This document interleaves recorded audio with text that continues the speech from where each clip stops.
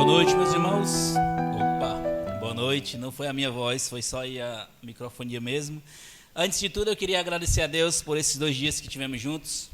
Agradeço aí ao pastor Ricardo e aos irmãos que nos receberam tão bem aqui. Infelizmente, o tempo passa muito rápido, né? Mas muito obrigado por receber a nossa família de forma tão graciosa. Ali os meus 2 pequenos e a minha esposa. Nós estamos muito gratos ao Senhor por ter estado com vocês aqui esses 2 dias, né? Sem mais delongas, vamos para a palavra de Deus. Abram suas Bíblias em Efésios capítulo 5. Ontem nós estudamos Efésios capítulo 4, versículos 29 até o capítulo 5, o versículo 2. Hoje nós vamos também pegar 2 partes de 2 capítulos. Vamos pegar o texto de Efésios 5, a partir do versículo 21. Nós vamos estudar até o capítulo 6, o versículo 4. Eu sei que nós até já tocamos em alguns trechos aqui que eu vou pregar, né? Como os irmãos já falaram aqui, Efésios 6. Mas hoje, ontem eu ensinei sobre Tá bom, só as crianças aí vou já... Pronto, as crianças, eu ia esquecendo aqui, estava empolgado, né? As crianças de 1 a 6 anos tem uma classe para elas aqui, tá bom? Eu queria ir para lá também, climatizada, viu, pastor João? As crianças, então, de 1 a 6 anos, com a irmã Gilmara, a tia, tá bom? Acompanhe ela. Ela trouxe bastante corda, viu, Conrado? Não se preocupe. Aí. Ela vai amarrar os pequenos, tá bem? Podem... Isso, muito bem. Obrigado, pastor. Nada. Eu também ficaria muito tempo empolgado aqui com vocês cantando aí, né? Tão belamente. Mas é isso. As crianças maiores fiquem aqui com a gente, né? A partir de 7 anos aí, as crianças fiquem conosco, atentos à palavra de Deus. Ontem nós estivemos ensinando sobre a glória de Deus nos relacionamentos familiares, né? Ou a glória de Deus no nosso relacionamento familiar, pensando no nosso relacionamento dentro de casa, né? Como que Deus pode ser glorificado enquanto nós lidamos de forma correta com os nossos relacionamentos, ao nos comunicarmos, ao lidarmos corretamente de como uns com os outros, né? E hoje nós vamos ver a glória de Deus no testemunho familiar. Eu queria pensar hoje com vocês como Deus é glorificado ao nós obedecermos e mostrar a glória de Deus lá fora da nossa casa. Se ontem nós tratamos em casa, enquanto obedecemos dentro de casa ou obedecemos os nossos papéis, como Deus requer nas Escrituras, o testemunho do Evangelho vai ser visto por meio das nossas famílias. Eu queria ilustrar isso pensando em um espelho bem precioso. Imagine uma cena, né? Uma criança correndo num ambiente ali com muitas coisas dentro de casa, que não é muito incomum, mas de repente ele bate lá em uma mesa e ele quebra um espelho que era bem precioso e uma herança para a família. Aquele espelho cai e se estilhaça tudo, né? Quebra tudo ali no chão, em centenas de pedaços. Aí você olha ali para os pais, o brilho se foi, né? A alma saiu do corpo, depois voltou. Os pais então olham aquele espelho e está todo quebrado. Muitas vezes nossas famílias podem se parecer com esse espelho quebrado. Talvez não por maldade, mas pela nossa humanidade caída mesmo. Pelas tensões do dia a dia, pelas feridas do passado ou pelas expectativas não cumpridas. Há rachaduras na nossa comunicação, como nós já tratamos com isso ontem, pedaços soltos de mágoas e a imagem que refletimos para o mundo pode ser distorcida, confusa e longe do brilho que Deus planejou. Aquele espelho tão precioso que Deus criou, ou que era uma herança, é a nossa família. Deus criou a família lá no Jardim do Éden, homem e mulher, para glorificar o nome dele e para que espalhassem a glória de Deus nesse mundo. Infelizmente, o pecado veio e tornou esse espelho precioso meio que em estilhaços, né? E a gente vê muito isso nas famílias hoje. Mas a boa notícia é que Deus, em sua infinita graça e misericórdia, não nos deixa como um espelho quebrado. Ele tem um plano para restaurar nossas famílias, para que mesmo com as marcas das lutas, elas possam voltar a espelhar a sua glória de forma clara e poderosa. Hoje nós vamos mergulhar em Efésios 5, versículos 20, a partir do versículo 21 até o 6:4, capítulo 6, versículo 4, e nós veremos como Deus nos dá pedaços e as instruções para que o testemunho da nossa família seja um reflexo da sua beleza, do seu amor, da sua ordem e do seu caráter para o mundo que tanto precisa vê-lo. Nós vamos descobrir como, mesmo em nossas imperfeições, nós podemos ser famílias que glorificam a Deus em tudo que somos e fazemos. Nós queremos ver isso hoje. Se eu pudesse, como eu falei nas duas últimas mensagens, se eu pudesse resumir isso em uma frase, ou a grande ideia desse trecho, seria: a família que exerce obediência bíblica glorifica a Deus e propaga o Evangelho. Vamos ler então um trecho aqui de Efésios capítulo 5, a partir do versículo 21. Nós vamos ler até o capítulo 6, versículo 4. A palavra de Deus diz assim: sujeite-se uns aos outros no temor de Cristo. Esposas, que cada um de vocês se sujeitem ao seu próprio marido como ao Senhor. Porque o marido é o cabeça da esposa, como também Cristo é o cabeça da igreja, sendo ele o próprio Salvador do corpo. Como, porém, a igreja está sujeita a Cristo, assim também a esposa se sujeite em tudo ao seu próprio marido. Maridos, que cada um de vocês ame a sua esposa, como também Cristo amou a igreja e se entregou por ela, para que a santificasse, tendo-a purificado por meio da lavagem de água pela palavra, para apresentar a si mesmo como igreja gloriosa, sem mancha, nem ruga, nem coisa semelhante, porém santa e sem defeito. Assim também o marido deve amar a sua esposa como ama o próprio corpo. Quem ama a esposa ama a si mesmo, porque ninguém jamais odiou o seu próprio corpo, ao contrário, o alimenta e cuida dele, como também Cristo faz com a igreja. Porque somos membros do mesmo corpo, eis porque o homem deixará pai e mãe, e se unirá à sua mulher, tornando-se os dois uma só carne. Grande é esse mistério, mas eu me refiro a Cristo e a igreja. No entanto, também quanto a vocês, que cada um ame a sua própria esposa, como a si mesmo, e que a esposa respeite seu marido. Capítulo 6. Filhos, obedeçam seus pais no Senhor, pois isto é justo. Honre o seu pai e a sua mãe, que é o primeiro mandamento com promessa, para que tudo corra bem com você e você tenha uma longa vida sobre a terra. E vocês, pais, não provoquem os seus filhos à ira, mas tratem de criá-los na disciplina e na admoestação do Senhor. Vamos orar mais uma vez. Obrigado, Senhor Deus, pela tua palavra. Nós pedimos que o Senhor nos ajude a compreender essas verdades. E ao sairmos daqui, Senhor Deus, qualquer que seja os nossos papéis aqui nesse texto, venhamos sair dispostos a obedecer às verdades aqui pregadas, ensinadas pela tua palavra, e propagar o nome do Senhor nesse mundo perdido, onde tantas famílias estão quebradas, precisando da verdade do Evangelho. E nós vamos refletir, ó Deus, a glória do Senhor nesse mundo por meio das nossas famílias. Em nome de Jesus. Amém. Esse texto está incluído dentro de um contexto maior, como nós vemos muito em Efésios, né, que o texto ele é bem contínuo, é uma carta bem lógica, né, o apóstolo Paulo vai fazendo um desenvolvimento, e como eu falei ontem, os 3 primeiros capítulos, meio que o apóstolo Paulo faz um compêndio teológico, assuntos bem, muitas vezes, definidos, que ele vai falar sobre eleição, vai falar sobre a questão da nossa segurança em Cristo e coisas desse tipo. E os últimos 3 capítulos ele trata essas verdades de forma bem prática e comum para a vida da igreja, família, trabalho e etc.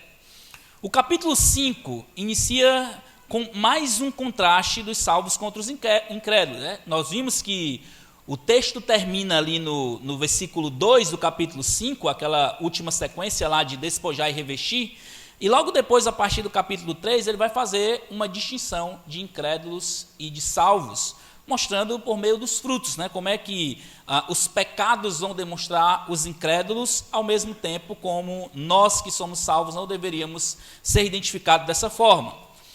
A segunda parte, Paulo conclui então com uma ordem. Essa segunda parte, aí, a partir do versículo 6, vai até o versículo 17, então ele inicia, ou fazendo uma transição no versículo 18, ele termina com um versículo bem conhecido.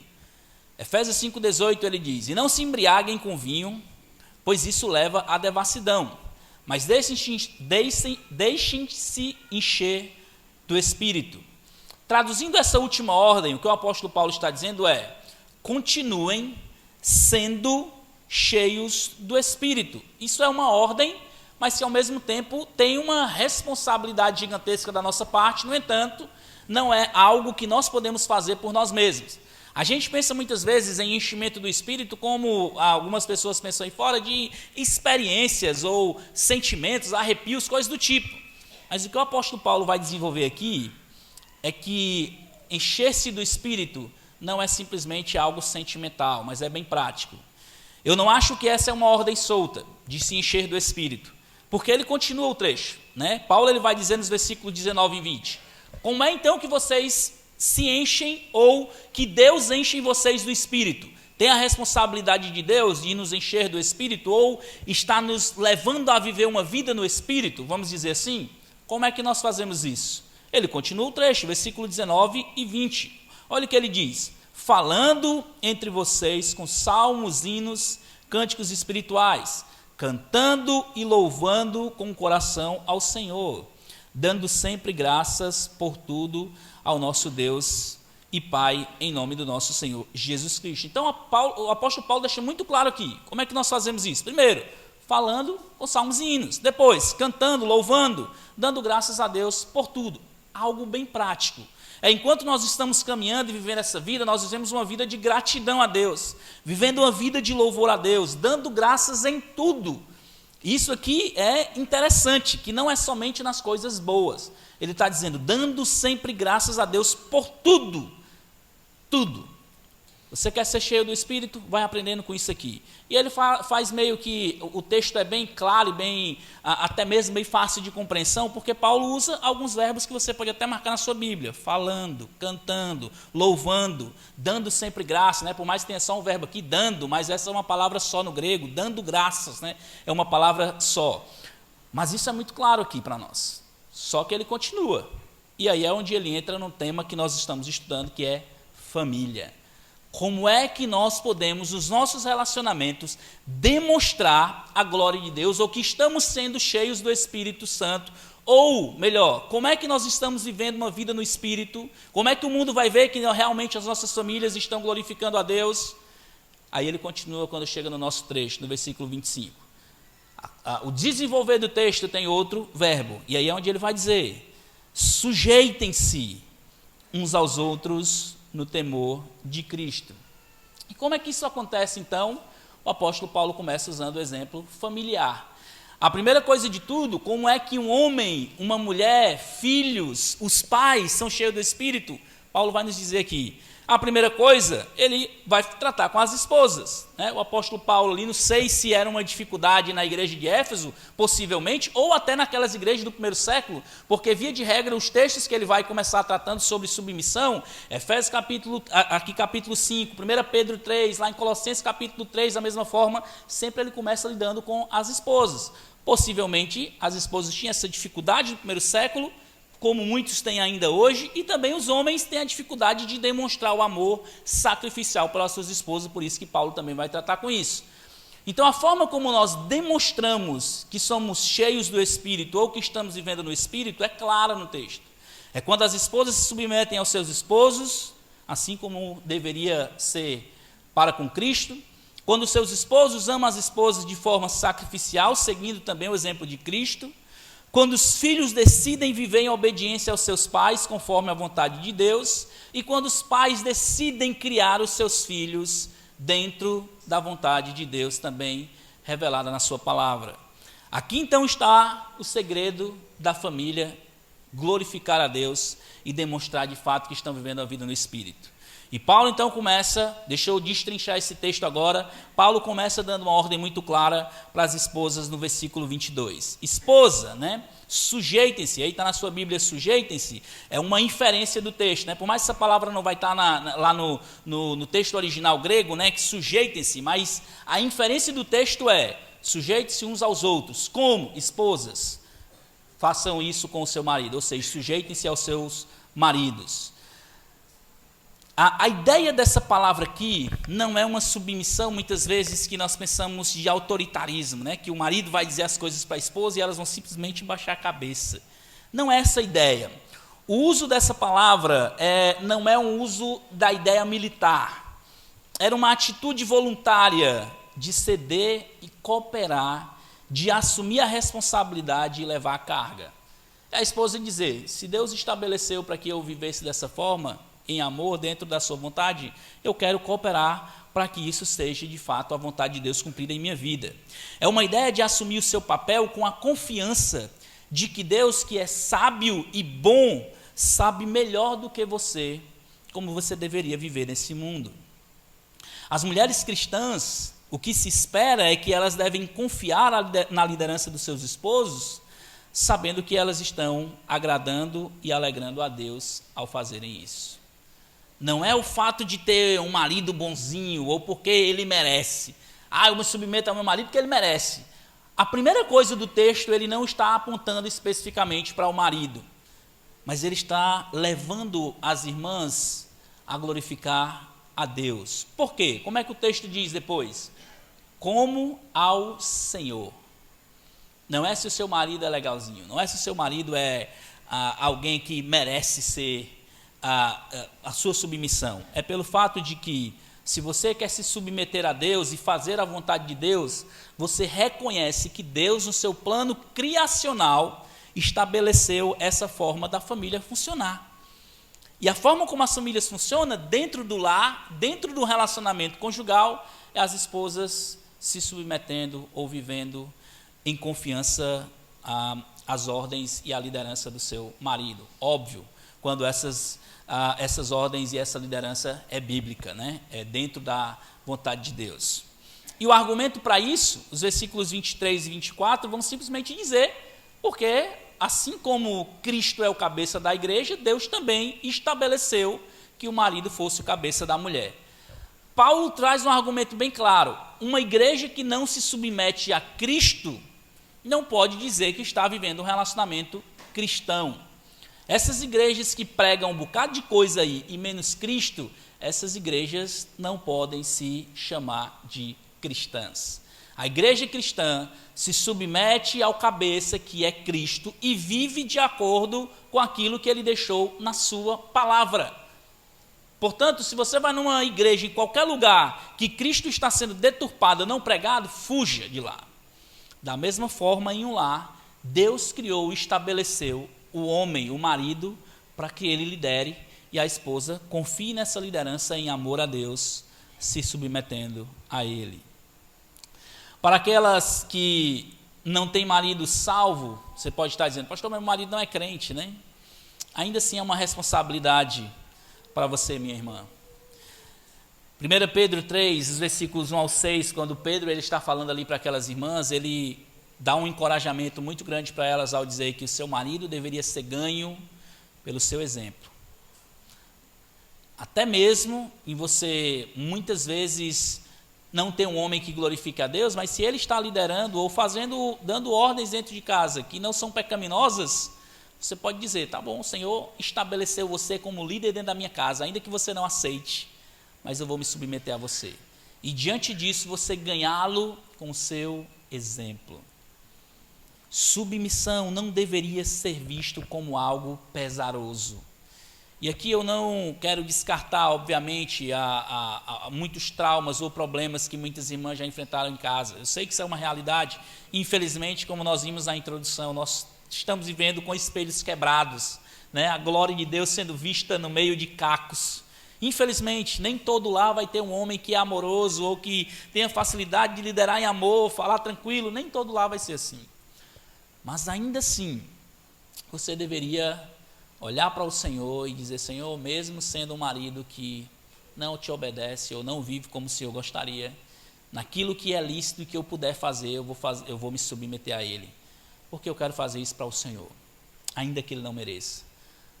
Não é a respeito do seu marido, não é a respeito de você em si, mas é a respeito de Deus ser visto na sua vida através da submissão a esse homem que Ele lhe deu como marido. Talvez seja difícil para muitas mulheres na prática essa ordem. eu sei disso. Principalmente nós temos visto hoje, esses últimos 20 anos talvez, né, o movimento feminista tem mascarado ou deturpado muito a visão a respeito da mulher. Muitas coisas que são ditas a respeito das mulheres que ferem o que as Escrituras estão dizendo. Mas, minhas irmãs, eu quero dizer para vocês, Deus é mais sábio do que nós. E a melhor coisa, ainda que muitas vezes você não concorde, é obedecer às verdades da palavra de Deus.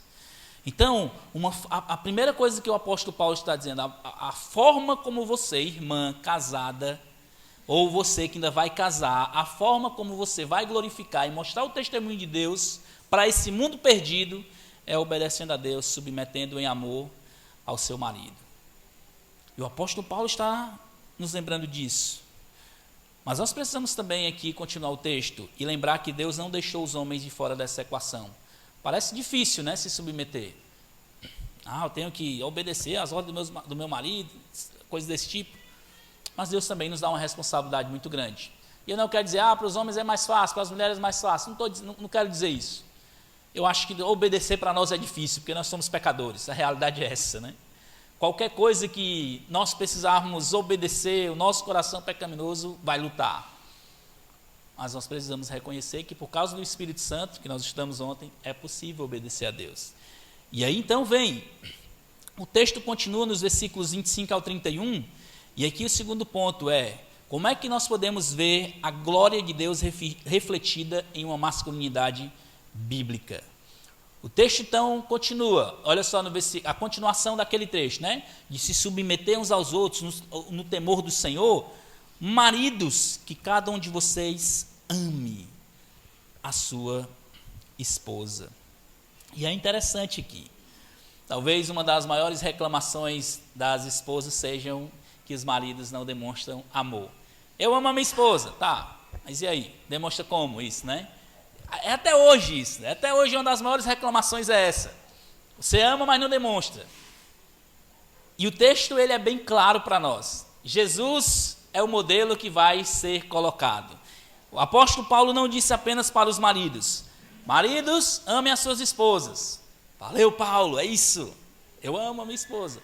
Mas continua o versículo. Ele vai simplesmente dizer, como também Cristo amou a igreja e se entregou por ela. Jesus poderia simplesmente ter dito para nós, eu amo vocês, pessoal, amo vocês, todo mundo aí, mas vão tudo para o inferno, né? Poderia ter dito, mas não disse. Jesus amou e amou de forma prática. Ele demonstrou amor prático, como nós vimos isso ontem. O modelo de amor do homem para com a esposa é o próprio Cristo. O Hernandes Dias Lopes, comentando esse versículo, ele diz o seguinte, olha como é interessante isso aqui. A missão do marido é glorificar a Deus, amando a esposa como Cristo amou a igreja e a si mesmo se entregou por ela. A missão da esposa é sustentar o seu marido nessa missão. Olha como uma coisa casa com a outra. O marido tem essa missão, a esposa sustenta essa missão. Eu quero encorajar, eu quero fazer com que meu marido seja alguém que obedeça ao Senhor. Eu vou cooperar com isso. E então, como é que Cristo fez isso? Como é que Cristo amou? O texto mostra para a gente. O texto mostra como é que o Senhor amou. Primeiro vai dizer que Ele amou, Ele se entregou, depois Ele santificou, Ele purificou e Ele apresentou a igreja. Apresentou a si mesma, ou a ideia de apresentar aqui nesse trecho, é um testemunho externo. O marido deve ter a consciência limpa diante de Deus de que está sendo uma parte ativa para contribuir para o testemunho alegre da sua esposa. E aqui, deixa eu trazer um asteriscozinho, né, ou uma observação. Não é um intuito de vaidade. Simplesmente, olha, tá vendo? Minha esposa é uma esposa feliz, né? Uma mulher que está todo mundo olhando para ela, ela está sorrindo. Não é essa a ideia. Mas é a ideia de que eu estou com a consciência limpa, de que eu estou fazendo todo o meu esforço diante de Deus para que a minha esposa seja e se sinta amada no meu relacionamento com ela. E isso, muitas vezes, vai ser claramente visto na parte externa. As pessoas vão olhar, vão ver, de fato, que a sua esposa é uma esposa feliz. E também muitas vezes vai ser a realidade, vai ver que sua esposa é uma esposa feliz. Às vezes por questões pecaminosas, sim, mas muitas vezes nós contribuímos e muito com a tristeza das nossas esposas. Essa é uma realidade. Então, meus irmãos, aqui a espada do Espírito de Deus apontando para nós como homens casados e aqueles que ainda irão casar, se Deus assim permitir. Se você de fato quer demonstrar a glória de Deus nesse mundo, a forma melhor de fazer é você amar a sua esposa de forma sacrificial, demonstrando o amor de Cristo na prática. Não é simplesmente chegando em casa todos os dias ou saindo dizendo que eu te amo, mas isso não é visto em nada do que você faz.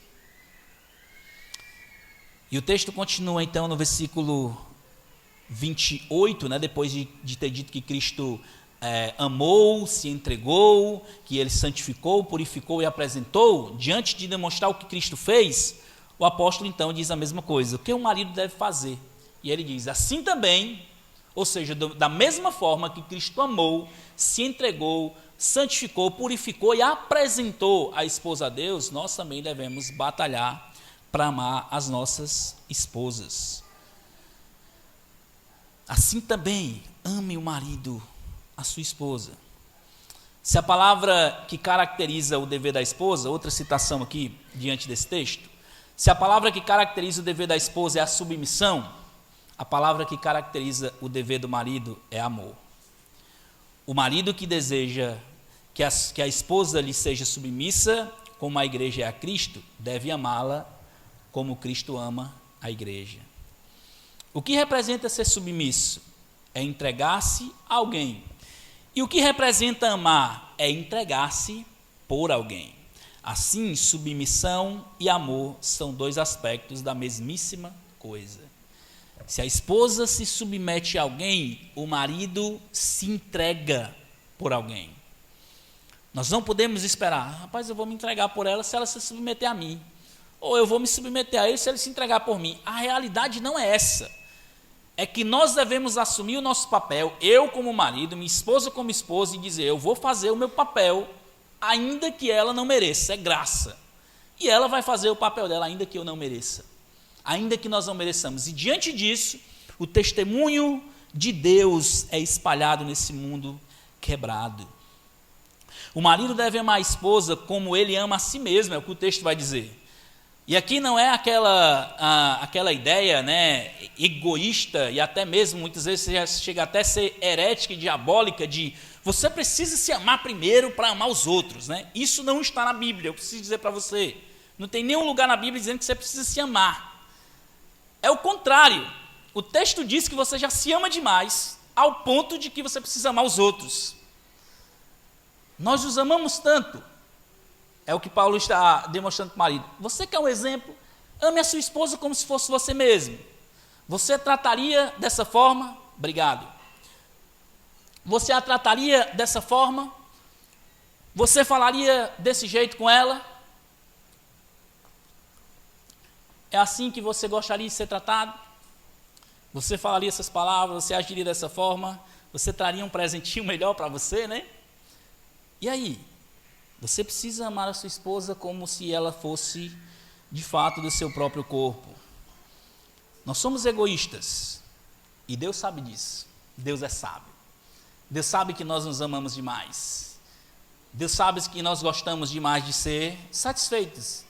E é por isso que Ele diz que nós devemos ame a sua esposa como ama o próprio corpo. Como é que você gostaria de ser tratado? Dessa forma que você trata a sua esposa, você estaria feliz? Se sim, amém, glória a Deus por isso, continue. Mas se não, você precisa mudar isso urgente. Diante disso, a esposa precisa ser cuidada tão bem como se você estivesse cuidando do seu próprio corpo. E é interessante que no versículo 31, ele faz essa ligação, Por isso que ele fala aquele trecho também que foi lido aqui, que ele diz: eis porque o homem deixará o seu pai e sua mãe e se unirá à sua mulher, tornando-se os dois uma só carne. A parte que realmente nós deveríamos, que deve ser arrancada ali para se unir à esposa, ele não vai dizer que é da mulher, é do homem. Sacrifício, a parte a qual realmente vai sair e unir-se, vai ser a nossa de homem. Nós devemos assumir essa responsabilidade. A palavra de Deus não nos manda morrer pelos nossos filhos, não nos manda morrer pela nossa mãe, mas manda que nós venhamos nos sacrificar pelas nossas esposas, se preciso for. Dentro do relacionamento, a pessoa que deve passar confiança, proteção, amar de fato, é o marido. Se a sua esposa não se sente protegida por você, meu irmão, se a sua esposa não está se sentindo amada por você, isso é um perigo extremo dentro do seu casamento. Nós precisamos ter a ciência e a certeza de que estamos fazendo tudo o possível para nossas esposas ver Cristo na nossa vida. E aqui não estou dizendo que os maridos vão ser perfeitos. Por favor, irmãs, não vai ter ninguém perfeito. Infelizmente, não vai ter ninguém perfeito que nem Cristo. Até o dia que estivermos com Ele, vamos pecar. Mas nós temos que estar ciente de que estamos batalhando com todas as forças para tudo que é possível para nós demonstrarmos esse amor de Cristo para as nossas esposas. Deus é glorificado quando os homens assumem o papel de amoroso e protetor, seguindo o exemplo de Cristo. Se Deus é glorificado quando as mulheres demonstram submissão em amor, de forma ali que agrada ao Senhor, Deus também é glorificado quando nós, no papel de maridos protetores amorosos, amamos as nossas esposas e demonstramos de fato o amor de Deus pelo exemplo de Cristo para elas.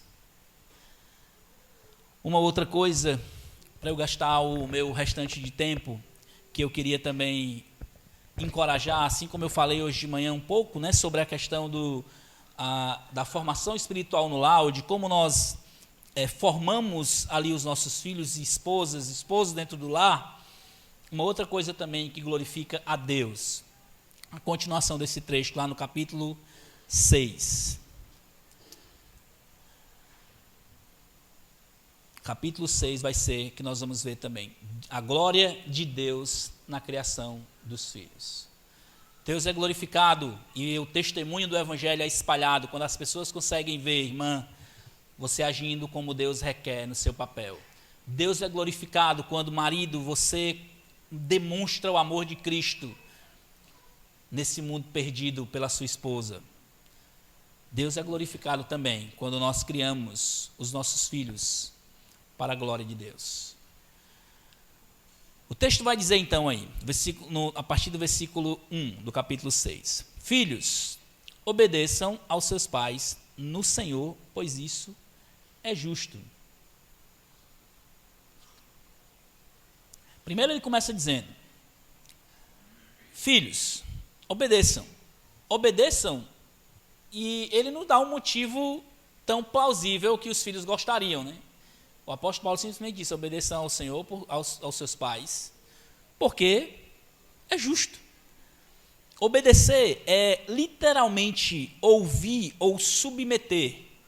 E nós precisamos entender isso aqui, tá, pais? Se você não ensinar os seus filhos, eles vão aprender isso aqui.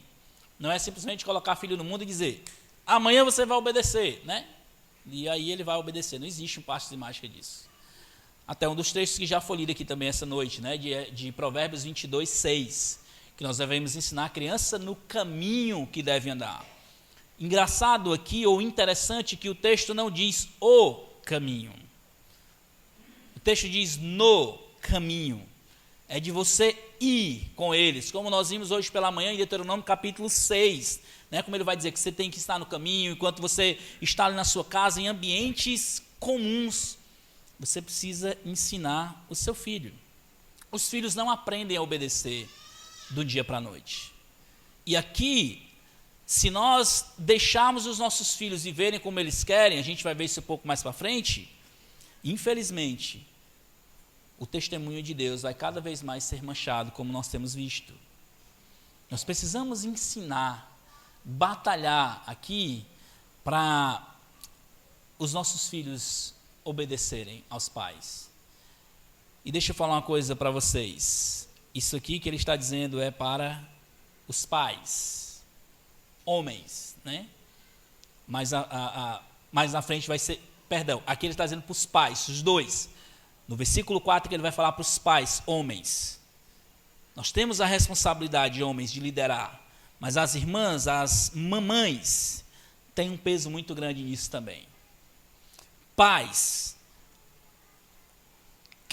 filhos, obedeçam aos seus pais no Senhor. Aqui é pai e mãe. Mas lá na frente, no versículo 4, ele vai dizer, vocês pais, não provoquem, que é pai, homem. Se nós temos a responsabilidade, pai, de liderar dentro de casa, as mamães também têm essa responsabilidade gigante. Os filhos precisam aprender a obedecer pai e mãe, e Deus vai ser glorificado também quando nós começarmos a ver os nossos filhos fazerem isso. Por que eles precisam aprender? Primeiro, eles precisam aprender porque é justo. Deus criou assim. Deus criou os nossos pais como nossos líderes, e é justo que nós os obedeçamos. Deus não precisa de uma justificativa. Por que você deve obedecer aos seus pais? É só porque eles são seus provedores? É só porque eles pagam a escola ou porque ele traz comida para dentro de casa? Não é isso. Primeiro de tudo é porque eles são seus pais. Ponto final. O fato de ser seus pais merece obediência. Foi Deus quem criou assim. Foi Deus quem criou dessa forma. E nós precisamos ensinar os nossos filhos a obedecer, porque isso é justo. Isso aqui é feito com amor, dando ordens, não é simplesmente dizer, você tem que obedecer porque Deus manda. Não é isso. É ensinando os nossos filhos a obedecer com ordens justas, com o coração, sendo tratado de fato, mostrando para eles o caminho em que se deve andar. E diante disso eles vão entender, eu tenho que obedecer meu pai porque Deus criou dessa forma, o coração deles sendo alcançados. No versículo 2 ele vai dizer, aí, honre o pai e a sua mãe, que é o primeiro mandamento com promessa, para que tudo vá bem com você, que você tenha uma longa vida na terra. O outro motivo porque os filhos devem ser ensinados a obedecer aos pais é porque é uma ordenança de Deus. Primeiro que o motivo é, Deus estabeleceu assim, a segunda coisa é uma ordenança. Nós precisamos ensinar a honrar. Honrar é estimar, eles olharem para os pais com respeito. Infelizmente isso aqui tem sido uma coisa que tem sido esquecida, né? Respeito aos pais, respeito aos mais velhos. Até na forma de falar nós temos visto que isso tem se deixado muito levar. Os filhos já não respeitam mais como os pais falam, ou a forma como falam, de gritar com os pais. Eu me lembro, assim, pelo menos a minha família, não sei na de vocês, mas chamar o meu pai, a minha mãe de tu ou de você é uma ofensa para eles, tá? Então, por isso que às vezes eu chamo uma pessoa que tem quase a minha mesma idade de senhor, né? Porque é costume, é de berço. Eu fui acostumado assim, ô fulano, tu, aí o meu pai gritava logo, o senhor é seu parceiro, né? Não sei de vocês ouviam isso, mas era dessa forma. Era assim que eu ouvia. E nós temos deixado essas coisas muitas vezes ir passando. O respeito de estimar os nossos pais, de olhar para eles e até mesmo a forma de falar. Deus se preocupou com isso, em deixar esses mandamentos aqui, e nós precisamos nos preocupar também em propagar isso aqui para esse mundo perdido. E nós precisamos ensinar para os nossos filhos que isso tem consequências. É o primeiro mandamento com promessa, como o apóstolo Paulo vai dizer, para que tudo corra bem com você e você tenha uma longa vida na terra. Isso a minha compreensão é que isso é uma forma de qualidade de vida. Aqueles que obedecem aos pais ou vivem em obediência aos pais, não é que Deus vai prolongar literalmente os dias dele, porque a palavra de Deus diz que os nossos dias estão contados. Mas o que dá-se a entender com essa promessa é que a qualidade de vida que vamos ter nessa terra também está relacionada com a forma como tratamos nossos pais. Isso é muito importante de a gente ensinar para os nossos filhos. E depois no versículo 4 nós também temos a responsabilidade dos pais. Como é que os pais glorificam a Deus na criação dos filhos? Primeiro ensinando-os a obediência, ensinando-os que eles devem honrá-los. E o mundo vai ver isso. Olha, esses filhos tratam diferente os pais. E os pais também têm uma responsabilidade. E aqui ele vai falar, e vocês pais, aqui a palavra é realmente homem, né? O pai homem. Você pai, você precisa assumir a responsabilidade de saber que você vai ter que trazer para você, né? Essa responsabilidade de dizer, se você ainda tem os seus filhos, você precisa trazer essa responsabilidade para você e dizer, eu vou fazer de tudo para criar os meus filhos como Deus quer. E como é que Deus quer? Ele vai dizer, não provoque a ira dos seus filhos. De uma forma geral, o pai provoca a ira do seu filho quando ele não cria segundo a instrução e o conselho do Senhor. Especificamente, ele pode irritar o seu filho das seguintes formas. Alguns exemplos. Mostrando favoritismo. Quando cria um melhor do que o outro, eu amo mais esse do que aquele. É uma forma de provocar ira nos filhos. Outra coisa, crítica excessiva. Nada do que seu filho faz está bom. Eu sou autoridade, eu não posso reconhecer que meu filho está fazendo algo bem. Né? Tem pais que são assim, infelizmente. Negligenciar. Deixa esse menino aí, que ele vai deixando ele fazer o que ele tem que fazer. Demonstrar hipocrisia de cobrar uma coisa do seu filho que você não faz, né? Infelizmente isso acontece muito também. Outra coisa também, impor exigências impossíveis. Você quer que seu filho faça coisa que você sabe que ele não vai conseguir e você não ajuda, você não está disposto a colocar realmente exigências que sejam bíblicas e reais para ele. Até mesmo dentro de casa, muitas vezes pedir para o filho fazer uma coisa que ele não é capaz de fazer e você não quer ensinar. Isso também provoca os filhos a ira. Por último, deixar de mostrar amor aos filhos. Não demonstrar que você os ama de forma prática também pode provocá-los a ira. O apóstolo Paulo então diz que nós não deveríamos provocar a ira, mas ele diz, crie-os. Criar é literalmente alimentar os filhos. Alimentar como? Como é que nós vamos alimentar? Crie-os, ou seja, alimente-os com a disciplina, a correção, e Deus disciplina quem Ele ama, nós vemos isso lá em Hebreus 12, e nós como pais também devemos disciplinar, corrigir os nossos filhos, eles não podem ser deixados em si mesmos, eles precisam de disciplina quando ele precisar, não negligencie a parte de disciplina. Lembre, pai, que corrigir os filhos, exercer disciplina sobre o seu filho é um modo de você alimentá-lo. Até isso Deus está nos ajudando. E outra forma também que ele vai dizer aqui é na admoestação do Senhor. A admoestação é na educação por meio das palavras. Nós ensinamos, corrigimos quando necessário, mas também as nossas palavras. Eu estou fazendo isso com você por causa disso, disso e disso. Eu estou lhe disciplinando porque você fez isso, isso e isso. A gente está ensinando. Instrução, disciplina, correm muito juntas em Provérbios. Basta você olhar isso lá na sua Bíblia. Quando você estiver lendo Provérbios, marque lá as palavras disciplina, correção, instrução, a admoestação vai estar sempre caminhando juntas, tá bom? A ideia aqui é que a disciplina precisa, ela carrega, ou ela é carregada com o ensino. A disciplina e o ensino, elas têm que caminhar juntos. Deus é glorificado quando as mulheres se submetem e exercem os seus papéis. Deus é glorificado quando os homens se submetem e exercem, quando os homens amam da forma como Cristo e exercem o seu papel de protetor. Deus é glorificado quando os pais criam, ensinam os seus filhos a obedecerem, corrigem e ensinam eles na admoestação do Senhor. Deus é glorificado e o testemunho do Evangelho é propagado quando pais e filhos aprendem a obedecer ao Senhor. Deixa eu terminar, meus irmãos, dando 2 encorajamentos para vocês, 2 aplicações. Primeiro de tudo, não sei se vocês, talvez você não entenda tudo que eu falei aqui, e talvez até você, se não conhece ainda o Senhor, não colocou a sua confiança no Evangelho, certamente você não vai entender isso até que Jesus transforme seu coração. E o primeiro passo que você deveria fazer é entregar a sua vida para Jesus, colocar a sua confiança nele, viver para a glória dele.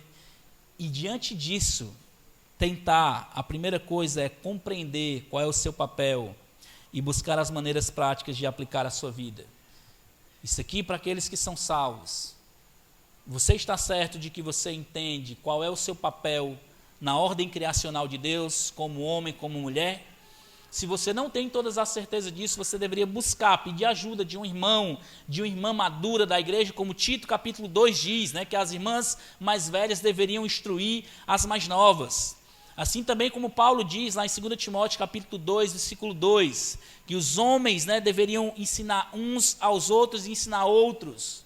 Nós deveríamos buscar entender qual é o nosso papel na ordem criacional de Deus e buscar como é que nós podemos aplicar isso na nossa vida prática.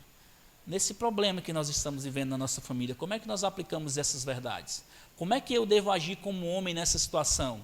Como é que eu devo agir como mulher, como filho? Como eu devo agir nessa situação? Busque entender o seu papel e as maneiras práticas de aplicar essas verdades à sua vida. Todos nós aqui, não tem ninguém aqui dentro que não esteja englobado nesse trecho hoje. E a outra coisa, por último, lembre-se que sua obediência servirá para você espalhar a glória de Deus ao mundo desobediente. Isso aqui é a coisa principal. Ao refletir, ao obedecerem a Deus nos seus papéis, o mundo desobediente irá ver a glória de Deus na vida de vocês. Lembre-se do papel, meus irmãos, que Deus tem dado para vocês. As nossas famílias não foram criadas, ou Deus não nos deu as nossas famílias só para nós termos um relacionamento conjugal, criar filhos e acabou. Não é isso. Antes de tudo, Deus nos deu nossas famílias para Ele ser glorificado. 1 Coríntios 10, 31. Quer comais, quer bebais ou façais qualquer outra coisa, façam tudo para glória de Deus. Inclusive, criar filhos, ser casado, tudo é para a glória de Deus. Sua família não é um fim em si mesmo. Deus quer ser glorificado por meio do seu testemunho. Amém? Vamos orar. Obrigado, Senhor Deus, pela sua palavra. Obrigado por esse encorajamento que o Senhor nos deu. Eu peço que o Senhor ajude os meus irmãos e a mim a praticarmos essas verdades aqui, Senhor, nesse trecho. Que o nome do Senhor seja glorificado, exaltado e propagado através das nossas vidas. Em como vivemos, seja como marido, esposa, filhos, pais, que possamos glorificar o nome do Senhor.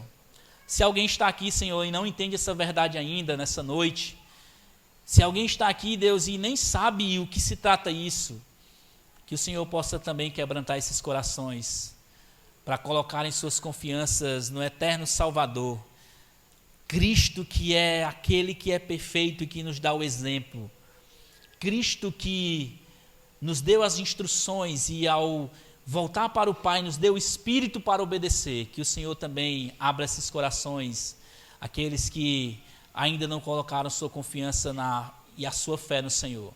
Que hoje seja uma noite a qual o Senhor trabalhe nesses corações. Eu te peço isso, Deus, em nome de Jesus. Amém. Amém.